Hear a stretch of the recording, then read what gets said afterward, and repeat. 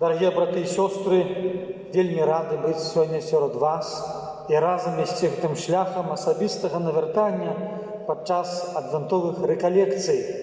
Ідзе час падрыхтоўкі нашай да свята Божага нараджэння і чакаем другога прыходу Езуса Хрыста. Сёння падчас святой імшы мы спяваем псальм «Калі прыйдзе збаўца, вечны мір настане». І ў гэтым спеве заключаецца жаданне глыбокае многіх пакаленняў, каб прыйшоў супакой. Бо гісторыя паасобнага чалавека і гісторыя цэлых народаў, грамадстваў, кантынентаў, на вялікі жаль, прасякнутая канфліктамі, прасякнутая войнамі, бітвамі. Навукоўцы аднойчы задаліся пытаннем, каб падлічыць на працягу гэтай бачнай гісторыі чалавецтва, колькі прайшло гэтых войнаў. І ўзялі адрэзак часу 1500 год да нараджэння Хрыста і да 19 стагоддзя нашага часу. І за гэтыя 3400 гадоў было толькі 227 гадоў супакою, мірных, без канфліктаў. І 3130 гадоў вайны. Вось такая людская гісторыя, што на 13 гадоў вайны выпадае толькі усяго 1 год супакою. За апошнія 300 гадоў у Еўропе прайшло каля 286 ваенных канфліктаў розных памераў, вялікіх і малых, лакальных і абшырных. Канешне, людзі стараліся неяк справіцца з гэтым і спрабавалі дамаўляцца, праводзілі пагадненні, заключалі мірныя пагадненні. І вось падлічылі, што за гэты прамежак часу людзі заключылі 8000 мірных пагадненняў, і которые павінны былі абавязковымі быць вечна, на пастаянна. Але гэты перыяд супакою трываў у асноўным усяго толькі 2 гады. І, хутчэй за ўсё, не было такога часу, калі б дзе-небудзь на нейкім кантыненце, у межах нейкай канкрэтнай краіны ці нейкага племені не было якогасьці канфлікту. Чаму так здараецца, браты і сёстры, што наша вось эта гісторыя і асабістая, і агульная прасякнутая канфліктам, вайной, неспакоем, напружанасцю? В итоге, канешне, духоўныя. Таму што вяртаемся да прыкладу Каіна і Абеля, калі брат забівае брата з-за зайздрасці, з-за нянавісці, з-за непрабачэння. Грэх пасяліўся ў гісторыю чалавека, і ягоны ўласны эгаізм выходзіць на першы ўзровень. І калі мы хочам, каб запанаваў супакой, то нам трэба прыслухацца да гэтага псальму. Калі прыйдзе збаўца, вечны мір настане. Нам трэба запрасіць Езуса ў нашае жыццё, каб быў супакой. Ніякія, бачым, міравыя пагадненні, ніякая палітыка не спраўляецца з той вялікай драмай чалавечых непаразуменняў.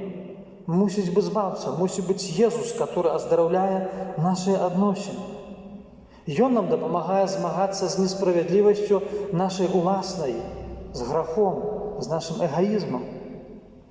Арцыбіскуп амерыканскі Фултон Шин, вялікі прапаведнік, гаворыць, што каб перамагчы грэх, то недастаткова сабе ўсвядоміць, што грэх парушае Божую запаведь. Это такі трохі юрыдычны падыход. Парушыў Божую запаведь, то пайшоў да споведзі. Гэта крыху замала. І ён прыводзіць прыклад. Гаворыць, што калі чалавек п'яны сядае за руль, то ён раз сеў, паехаў, другі раз сеў, выпіты за руль, зноў паехаў. Ён ведае, што ён парушае правілы дарожнага руху, парушае законы, але сядае ўсё роўна. І гэта адбываецца да таго моманту, пакуль не здараецца трагедыя. Едучы п'яным, ён можа кагосьці збіць. Хтосьці можа загінуць. Дарослае яшчэ горш, калі малое дзіця выскачыць на дарогу.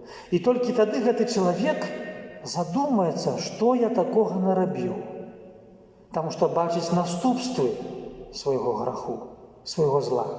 І вось арцыбіскуп заклікае, калі мы ў духоўным жыцці разважаем пра нашы грахі, то нам трэба пастарацца ўбачыць, уявіць сабе наступствы гэтых грахоў. Як яны раняць і нас, адносіны з другім чалавекам, а больш яшчэ раняць самога Хрыста. Бо мы ведаем, што Езус прыйшоў у гэты свет, каб нашыя грахі ўзяць за нас на сябе, каб за нас ўзяць гэтую адказнасць. І тады мой грэх становіцца гэтым цернем у цярновай кароне, гэтым бичаваннем, гэтым падзеннем на крыжовым шляху, гэтым укрыжаваннем і смерцю Езуса Хрыста. Вось такія наступствы мае наш грэх. І калі мы сабе гэта ўсвядомім, браты і сёстры, то тады нам лягчэй акунуцца ў гэтую Божую міласэрнасць, у гэты акіян бязмежны, у которым патанаюць нашыя правіны, калі мы дабравольна пра гэта ў пакаянні просім. Паглядзім, браты і сёстры, што Пан Бог не пакідае нас сам-насам з нашымі правінамі. Сёння доўгае Евангелие я вам чытаў з рознымі імёнамі, которые нам цяжка на слух успрымаць, бо яны не славянскія. Евангеліст Мацвей перадае нам радаслоўную Езуса Хрыста з той мэтай, каб паказаць, што Бог не забыўся пра свой народ. Ён не Бог, які знаходзіцца далёка ў вышынях і цешыцца сваім існаваннем. Ён Бог, который з'яўляецца любоўю. І з любові прыходзіць у гэты свет, звяртаецца да чалавека, праз натхненне, праз знакі часу, праз прарокаў, а найбольш праз свайго Сына, любімага, узлюбленага Езуса Хрыста. І Езус прыходзіць у канкрэтную гісторыю выбранага народа. Ёсць гэтая радаслоўная. Ён прыходзіць у гэтую людскую сям'ю, которая ёсць такая, якая ёсць. І паглядзім, сярод гэтых імёнаў, якія я сёння чытаў, ёсць і праведнікі, а ёсць і тыя людзі, которые можем смело назвать грешниками. Вось, напрыклад, імя Рахаб, жанчына лёгкіх паводзін. Папросту кажучы, прастытутка знаходзіцца ў радаслоўнай Езуса Хрыста. Быў такі перыяд у гісторыі збаўлення, што вось гэтая асоба выканала пэўную сваю ролю. Рахаб. Давід, которого мы ведаем як аўтара цудоўных псальмаў, але ён зграшыў цяжкім грахом, таму што свайго военачальніка адправіў у самы гушчар бітвы і загадаў войскам адысці ў самы адпаведны момант, каб той загінуў. З-за чаго? Таму што ён захацеў мець ягоную жонку сабе. Ён зрабіў страшнае злачынства. Ён ёсць у гэтай радаслоўнай, цар Давід. Батшеба, жонка Урыі, которая здрадзіла свайму мужу, таксама ёсць у гэтай радаслоўнай. Тамар, якая зграшыла са сваім свёкрам і нарадзіла ад яго дзяцей. Паглядзім, гэтыя ўчынкі людзей і слабасці можна пералічыць вельмі шмат і шмат. Яны ёсць нават у гэтай радаслоўнай Езуса Хрыста, нашага Збавіцеля. І Бог хоча такім чынам паказаць, што для яго самае важнае гэты чалавек, самы важны канкрэтна ты, брат і сястра, твоё жыццё. Ён не хоча мірыцца з тваім паражэннем. Ён не хоча мірыцца з гэтымі канфліктамі, з гэтымі войнамі, які мы вязем адзін з адным. Я ўспамінаю, калі працаваў у гэтай парафіі вікарыем, быў прыемны, файны час, такі добры, міла ўспамінаю вельмі. Але быў таксама перыяд і выпрабаванняў для парафіі, перыяд крызісу, который трэба было перажыць. Ён быў няпросты і для вернікаў, і для святароў. Але сёння сэрца радуецца, калі бачу вас у гэтым касцёле, у гэтых лаўках, у гэтых чэргах да сакраменту споведзі. Это вялікі знак, што парафія у Божай ласцы перажыла гэты крызіс. І з гэтага крызісу выйшла перамененай. Так як ведаеце, з этой кукалкі нараджаецца матылёк. Радуецца сэрца таму, што бачым гэты прыгожы ремонт, які вы зрабілі ў гэтай святыні сваімі сіламі. Шмат ахвяравалі дзеля гэтага і дах, і сцены касцёла.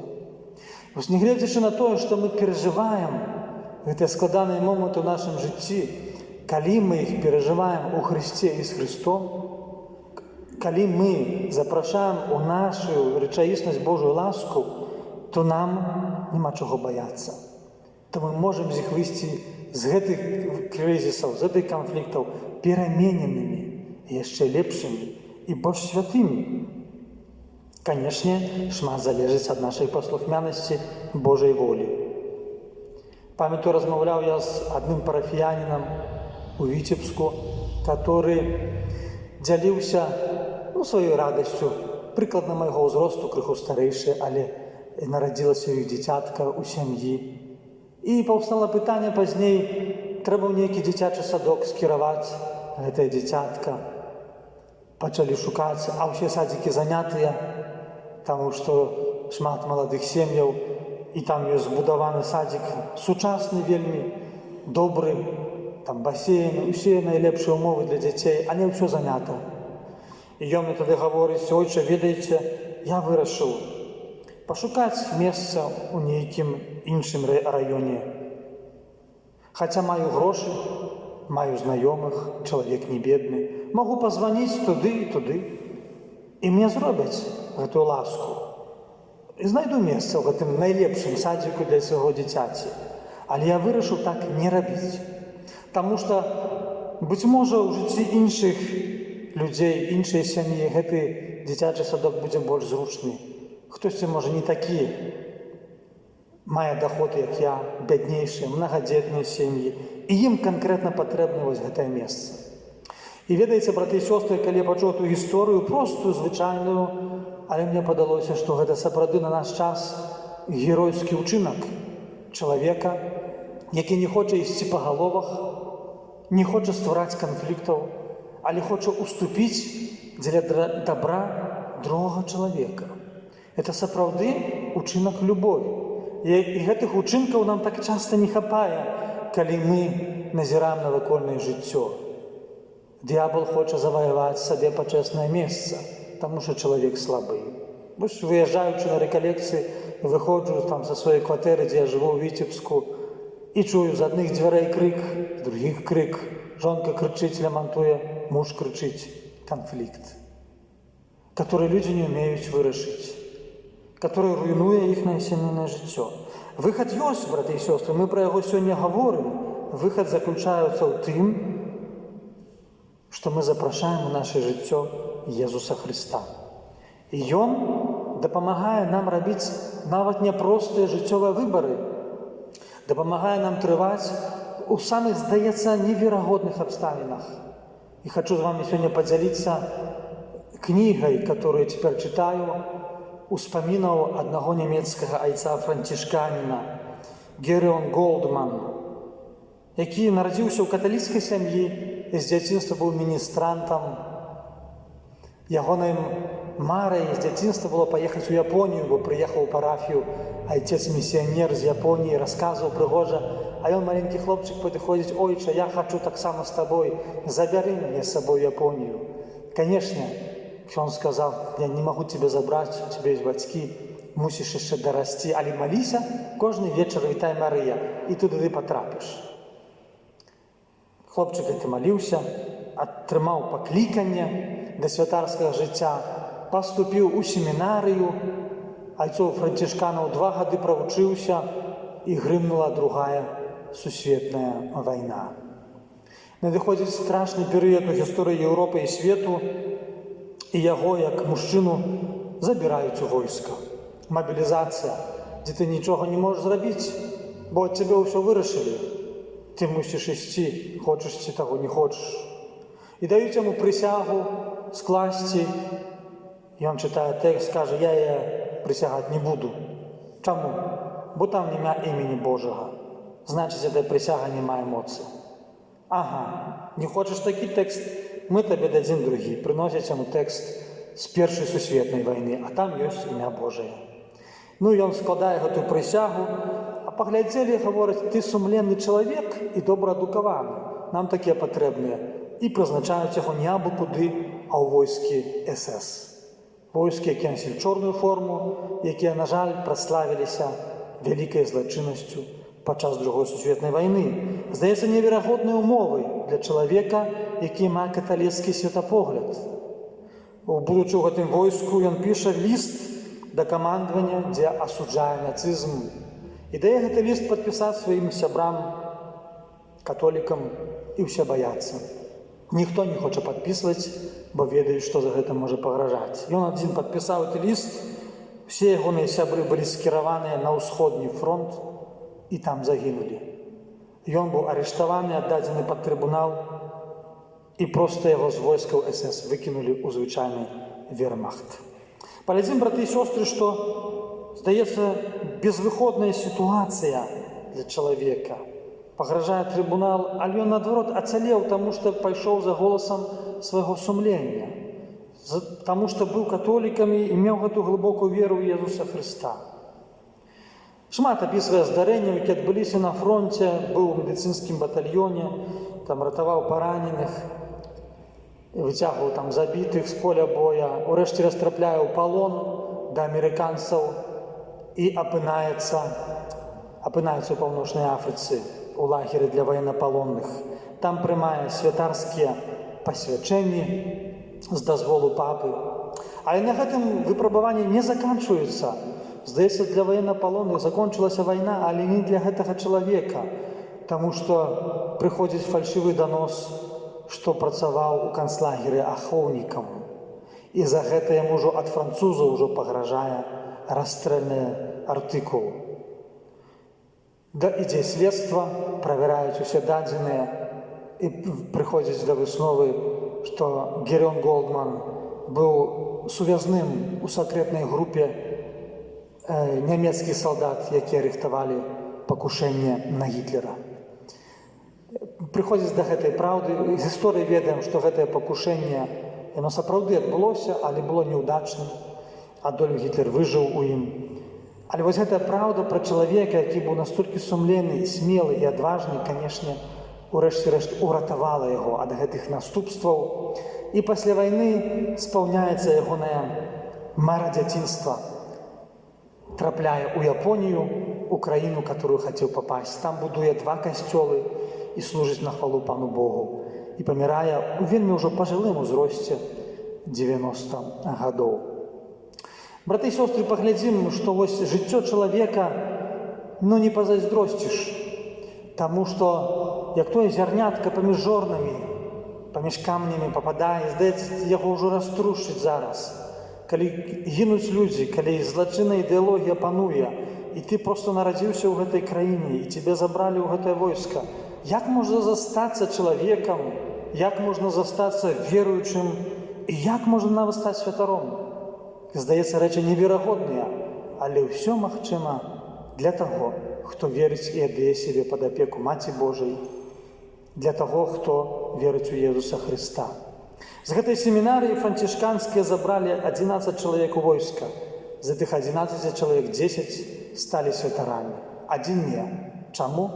Таму што не маліўся кожны дзень. Так сведчыць пра гэта брат Герион Голдман. Усе іншыя кожны вечар, не глядзячы на цяжкасці, прысвячалі час на малітву і сталі святарамі. Дарагія браты і сёстры, у гэтым адвенце мы разважаем над істотнымі справамі нашага збаўлення. Калі ў такі няпросты перыяд гэтая пандэмія працягваецца, гэта напружанасць у грамадстве ёсць, няпросты перыяд. Але, як кажа арцыбіскуп Фултон Шин, мы часам можам патрапіць у ноч, і ноч, здаецца, нас палохае, бо цемрай нічога не бачна. Але толькі ноччу бачна зоркі. Толькі ноччу мы можам бачыць прыгажосць начнога неба, кажа арцыбіскуп. Ён намякае на тое, што хвіліны выпрабаванняў, цярпенняў, калі мы запрашаем Божую ласку ў нашае жыццё, то мы можам яшчэ больш наблізіцца да Пана Бога. Некаторыя рэчы могуць быць для нас яшчэ больш яснымі і зразумелымі. І святасць будзе нашым удзелам. Аман.